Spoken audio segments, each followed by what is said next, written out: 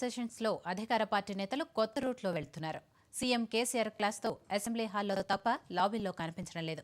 సమావేశాలు జరగనన్ని రోజులు ఎవరూ అసెంబ్లీ లాబీల్లో మాట్లాడవద్దని స్పష్టమైన మెసేజ్ రావడంతో మంత్రులు, ఎమ్మెల్యేలు మీడియాకు ముఖం చాటేస్తున్నారు.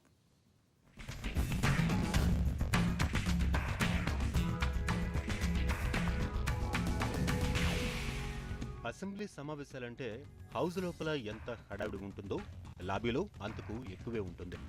మీడియా పాయింట్ ముందు అధికార ప్రతిపక్ష సభ్యుల ఆరోపణలు, ప్రత్యారోపణలు, నిరసనలు ఇలా ఎంతో ఇంట్రెస్టింగ్ గా వాతావరణం ఉంటుంది.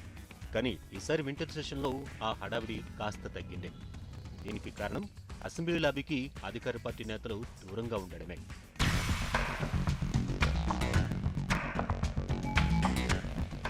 సమావేశాలు మొదలైనప్పటి నుంచి అధికార పార్టీ ఎమ్మెల్యేలు, మంత్రులు అసెంబ్లీ లాబీలోకి రావటమే మానేశారు.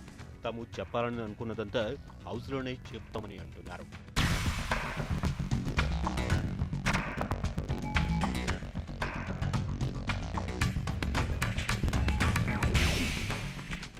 అధికార టీఆర్ఎస్ సభ్యులు అసెంబ్లీ లాబీల్లోకి రాకపోవడం వెనుక రీజన్ పెద్దదే ఉంది.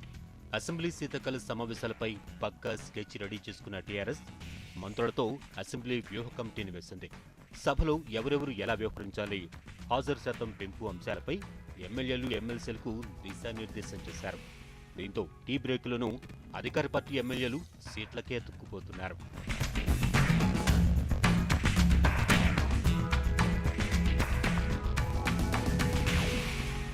అధిష్టానం నుంచి స్పష్టమైన ఆదేశాలు రావడంతో టీఆర్ఎస్ ఎమ్మెల్యేలు ఎవరూ అసెంబ్లీ లాబీ వైపు రావటం మానేశారు.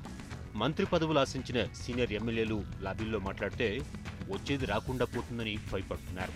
మరికొందరు ఎమ్మెల్యేలు ఏదైనా మాట్లాడితే అధిష్టానం ఎలా రియాక్ట్ అవుతుందోనని వెనకడుగు వేస్తున్నారు. మంత్రులు కూడా దాదాపు ఇదే పరిస్థితి. పొరపాటున నోరు జారితే రాజేష్ సీన్ రిపీట్ అవుతుందని చంకుతున్నారు.